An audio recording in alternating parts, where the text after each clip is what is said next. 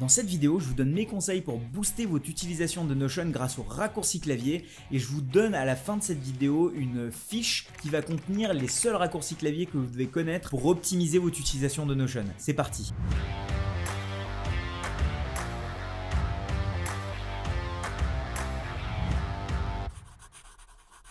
Je m'appelle Shubham Sharma et bienvenue dans cette nouvelle vidéo. Sur cette chaîne, on parle de Notion, mais pas que, mais on parle de productivité, d'entrepreneuriat, de no-code, bref, tout ce qui est là pour vous aider à réussir vos business en ligne. Aujourd'hui, on est là pour une vidéo qui m'a été là aussi beaucoup demandée, c'est sur les raccourcis clavier que j'utilisais sur Notion. Il est vrai que dans la plupart de mes tutos, je les explique de manière un peu sporadique, mais je n'ai pas encore fait de vidéo complète dessus. Et donc c'est parti pour une vidéo qui va être divisée en plusieurs parties. On va partir des raccourcis qui vont être plutôt basiques pour aller jusqu'à des choses un petit peu plus compliquées. Bref, restez avec moi et à la fin de cette vidéo, comme promis, je vous donne une petite fiche A4 qui est un récapitulatif de tous ces raccourcis clavier. Dans le jargon, on appelle ça cheat sheet, donc une fiche de triche que vous pourrez accrocher ça chez vous. Allez, c'est parti!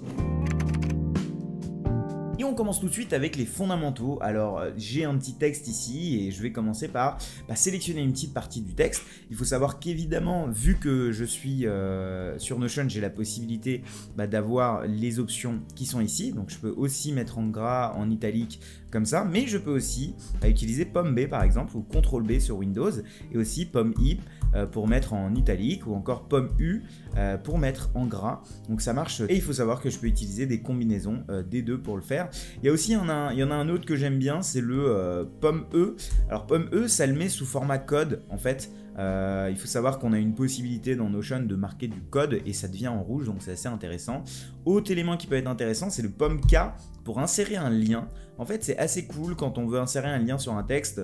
Il y a plusieurs possibilités. Donc par exemple, si je veux insérer le lien linkedin.com, je fais Pomme K, hop, j'écris linkedin.com, je fais link to web. Ou sinon, l'autre possibilité, c'est je sélectionne une partie du texte et je fais directement Pomme V et ça va venir mettre le lien linkedin.com directement sur la partie que j'ai sélectionnée. Mais voilà, là les fondamentaux, ils sont vraiment uniquement quand j'ai sélectionné quelque chose.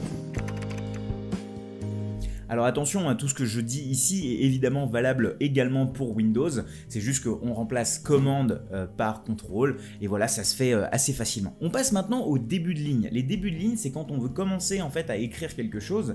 Souvent, vous le savez, on peut commencer soit par plus, vous savez, c'est cet élément qui nous permet d'avoir différents blocs, ou soit le slash, qui est hyper important et ça, je le compte même pas comme un raccourci clavier tellement il est basique. Commencer un bloc par slash, c'est quelque chose qu'on avait vu dans Notion Facile tout au début. Mais on commence par slash pour avoir un nouveau bloc, ou sinon, on peut par exemple pour un titre, vous savez les titres c'est ceux qui sont là, les heading 1, heading 2, heading 3, et bien commencer directement par dièse, espace bonjour, et là hop, vous voyez que c'est un heading de type 1 en fait, c'est devenu un titre de type 1, et pareil on peut faire dièse, dièse, espace, et ça devient un heading type 2. Si on fait dièse, dièse, dièse, espace, ça devient un heading de type 3. Et donc c'est ainsi qu'on va créer des titres, au lieu de venir ici, de cliquer sur plus, puis de créer un titre, etc. On va le faire directement comme ça. Autre élément qui peut être intéressant pour créer des blocs différenciés, c'est tiret espace. Tiret espace, ça devient des listes à puces. Donc là, je peux avoir tout ce que je veux faire sur la suite, ça va être des listes à puces. Autre élément qui peut être intéressant, c'est si je fais plus égal, ça devient une liste à puces aussi. Moi, j'aime bien utiliser le tiret égal. Voilà. Autre élément en début, on va pouvoir utiliser le 1 point espace. Et du coup, ça va faire une liste à puces numérotée cette fois-ci. Donc, je vais faire, voilà, dès que je vais continuer à faire ça, ça va continuer à incrémenter des chiffres. Autre élément que moi, j'aime beaucoup utiliser, c'est le chevron espace. Et ça va me permettre de créer en fait un drop-down. Vous le savez, on l'utilise énormément, c'est une espèce d'accordéon dans lequel on peut mettre énormément d'informations, par exemple ici, hop, et ça se retrouve dans le drop-down.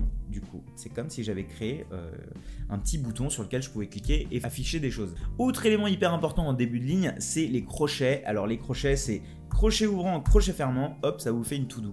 Donc là, du coup, vous pouvez continuer à écrire des to-do sans aucun problème, sans à chaque fois appuyer sur le plus ou alors le slash et aller trouver les to-do puis avoir ça. Non, là vous faites juste tac et vous commencez à taper vos to-do. Voilà, ça se passe aussi simplement que ça. Autre élément que je peux vous montrer, c'est pour faire une citation. Alors il y a plusieurs possibles pour faire une citation. Soit vous faites le pipe espace, mais le pipe, peu de gens arrivent à le trouver sur le clavier. Du coup, on fait juste guillemets espace et du coup, on peut avoir une citation. Ici, assez simplement. Donc vous allez ici, guillemets espace, une citation. Vous savez qu'il y a un type citation du coup dans Notion et c'est la manière de le créer. Autre élément que j'utilise énormément en début de ligne, c'est le tiret, tiret, tiret qui nous permet de faire une ligne. Et du coup, ça c'est génial pour pouvoir séparer vos blocs. Si jamais vous avez plusieurs blocs, vous pouvez les séparer d'une ligne. Hop, je viens tirer, tirer, tirer. Et ça pareil, si je voulais le faire avec un plus, j'aurais dû cliquer sur plus, aller chercher le divider. Voilà, c'était hyper chiant. Là, on a une manière hyper simplifiée de le faire. Là, on passe aux couleurs sur ligne. Alors, qu'est-ce que ça veut dire? Par exemple, si j'ai un texte, le même texte que tout à l'heure, si j'ai envie de le mettre, admettons, dans une autre couleur, généralement, je serais tenté de faire ça, et puis derrière, aller dans texte, ou alors non, c'est pas texte, c'est ici, je vais aller dans color, je vais trouver la couleur, en fait, c'est du background, et si jamais je rechangeais, bah, c'est reparti. Alors que, en fait, je peux venir ici et taper /red. Et du coup, hop, ça me met ça en red. Si je fais /blue, ça me met ça en blue. Si je fais /default, ça devient quelque chose par défaut. Si je fais / par exemple background quelque chose, j'ai la possibilité de sélectionner des backgrounds. Et en fait, c'est une manière géniale pour pouvoir colorer vos éléments sans faire 40 milliards de clics, parce que c'est ça en fait le truc, c'est le temps qu'il y a entre notre cerveau et l'ordinateur. En fait, c'est le temps qu'on met à penser quelque chose et à exécuter quelque chose. Et plus on connaît les raccourcis clavier, plus ça devient simple. Donc, il y a cette partie-là qui est assez importante. Sinon, quand vous tapez quelque chose d'autre, si vous avez envie de réutiliser la même couleur qui a été utilisée juste avant, vous sélectionnez tout et faites Pomme Shift H. Et Pomme Shift H, en fait, ça va vous permettre de réutiliser en fait la même couleur que vous avez utilisée plus tôt. Donc par exemple, si j'écris ici bonjour avec un /red, hop, et que vous écrivez ensuite un nouveau texte, par exemple qui est ici, et que vous avez envie de réutiliser, je sais pas, la même combinaison, vous sélectionnez tout avec Pomme A. Donc ça, c'est pour tout sélectionner, tout le texte, et vous faites Pomme Shift H. Et puis du coup, ça va vous permettre d'avoir la même couleur.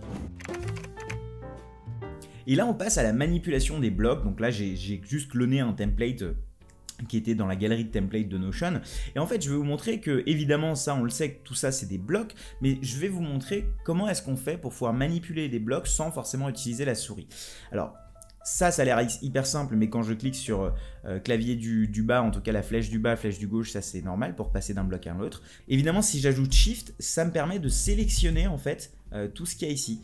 Par contre, si je dépasse le bloc en sélection, du coup, je vais commencer à sélectionner des blocs. Et ça, c'est génial parce que du coup, si je fais ça, par exemple, Pomme Shift H, ça devient en rouge. Vous vous souvenez, c'était l'ancienne sélection des couleurs. Et en fait, le en bas, en haut, ça va nous permettre de nous balader de bloc en bloc. Il y a un autre élément que j'utilise énormément pour la manipulation de blocs, c'est le Pomme D. Alors Pomme D, ça va nous permettre en fait de dupliquer des blocs. Hop, je viens dupliquer un bloc. Je viens dupliquer un bloc. Je viens dupliquer un bloc. Donc voilà à quoi ça sert ce Pomme D, je l'utilise tout le temps. Vous avez une autre manière, si vous voulez uniquement vous balader avec le clavier, c'est la touche Supr, en fait la touche de suppression. Vous êtes sur un bloc, vous avez envie de supprimer quelque chose, hop, vous supprimez. Vous supprimez juste, hop, hop. Et donc comme ça, je peux tout supprimer en fait. Sans forcément aller ici, cliquer sur Delete. Et ça c'est long, et nous on veut évidemment être hyper efficient. Les amis, si vous êtes en train d'apprécier cette vidéo ou encore en train d'apprendre des choses, n'hésitez pas à mettre un petit like ou pourquoi pas à vous abonner, parce que oui, encore 50% des personnes qui regardent les vidéos de cette chaîne ne sont pas abonnées, clairement on ne sait pas pourquoi. Je peux vous dire, enfin aux personnes, aux 50% qui ne sont pas encore abonnés, que vous passez à côté de 2 vidéos par semaine dans laquelle à chaque fois je vous parle de nouveautés dans le monde du no-code, dans le monde de la productivité ou de l'entrepreneuriat en général. Bref, vous savez ce qu'il vous reste à faire, moi j'y retourne sur les raccourcis clavier, c'est parti. Alors du coup, autre élément qu'on va montrer ici, c'est le fait de se balader dans un bloc. Vous le savez, si je fais entrer, je passe au bloc suivant. Là vous voyez, à chaque fois que je fais entrer, ça me crée des blocs. Par contre, si je commence à faire bonjour et shift entrée, en fait je suis dans le même bloc.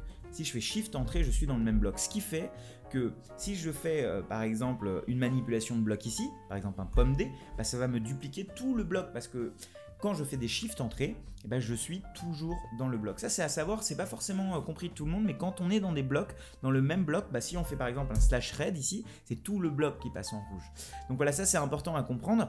L'autre chose à comprendre, c'est l'indentation et la désindentation d'un bloc. Donc quand on fait tab, le bloc va à droite, et quand on fait shift tab, ça nous permet de le désindenter. Ça c'est un peu, c'est assez important. Pour déplacer le bloc par exemple, alors ça on est sur du next level, mais par exemple si on a envie de changer, déplacer le bloc, on fait Pomme Shift en haut et Pomme Shift en bas pour pouvoir déplacer ce bloc. Et ça c'est assez intéressant quand on a le bloc sélectionné. Évidemment on peut le faire avec la souris, hein, mais voilà, le fait de scroller en même temps c'est pas forcément évident. Du coup hop, je sélectionne et je fais en sorte d'avoir ce bloc tout en haut par exemple. Hop là, il est tout en haut et le reste est ici. Les amis, ne vous inquiétez pas, je sais que c'est beaucoup de choses, mais le but c'est pas d'utiliser ça d'un coup, c'est d'y aller petit à petit, d'y aller évidemment à sa convenance, avec quelques raccourcis clavier, et puis en fait notre cerveau est assez bon en fait à devenir lui-même hyper efficient, donc une fois que vous commencez à en utiliser un ou deux, ils vont automatiquement s'ancrer dans votre cerveau et dans votre utilisation de Notion. Bref, c'est parti pour les deux derniers éléments qui sont les emojis et surtout les transformations de blocs qui sont mes raccourcis préférés.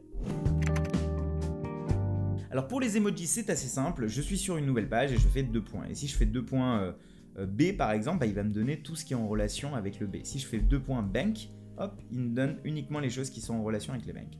Et je peux cliquer et j'ai du coup l'emoji. Si je fais 2 points biceps, hop, du coup j'ai un biceps. Si je fais 2 points home, hop, j'ai un home. Et je peux sélectionner avec droite ou gauche le home.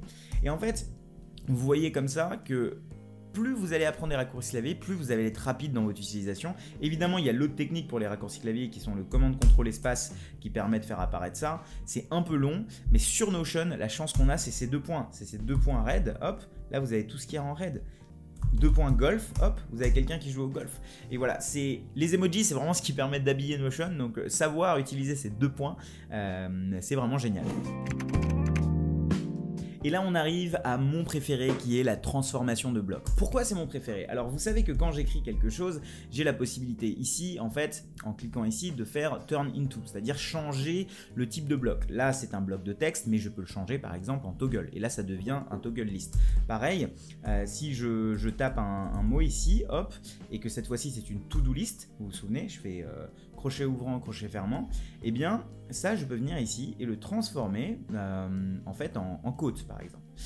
Sauf que, imaginez, je tape par exemple transformation et que ça j'ai envie de le transformer très rapidement en liste. Je peux faire ça, tirer espace, comme ça me fait une bullet list, une bullet point list. Mais moi je ne vais pas faire ça. Moi je vais utiliser commande alt 1, 2, 3, 4, 5, 6, 7, 8, 9. Et en fait, avec la 9e, je peux même transformer ça en page. Qu'est-ce que je veux dire par là? En fait, commande alt, c'est une manière très facile de changer les types de blocs. Et ça, c'est génial, en fait. Et donc, par exemple, si je suis transformation et que j'ai envie de mettre ça en mode code, hop, c'est parti. Si j'ai envie de mettre ça en mode to do, hop. Si j'ai envie de mettre ça en mode list, hop. Si j'ai envie de mettre ça en mode drop down, c'est ça. Et en fait, ça va être le plus intéressant quand je vais marquer une liste de choses à faire. Par exemple, manger, boire, aller dehors, etc. Je sélectionne tout ça avec mon Shift en haut, vous vous souvenez, hop. Et je fais commande Shift 9 et ça devient des pages. Et si j'ai par exemple pris le temps, admettons, de faire un tableau ici, je prends toutes ces pages et hop, je les mets dedans. Et du coup, j'ai mes listes dans un tableau. Et ça, selon moi, c'est la fonctionnalité la plus puissante de Notion. Bon, maintenant qu'on est un petit peu plus rapide sur l'utilisation de Notion, je vous propose de regarder la vidéo où je vous parle d'une extension que encore très peu de gens utilisent. C'est une extension Chrome qui s'appelle Save to Notion. Et la plupart des gens utilisent en fait l'extension classique qui est donnée par Notion, mais pas Save to Notion. Donc c'est parti, on se retrouve de l'autre côté de la vidéo pour savoir pourquoi vous devez absolument utiliser cette extension.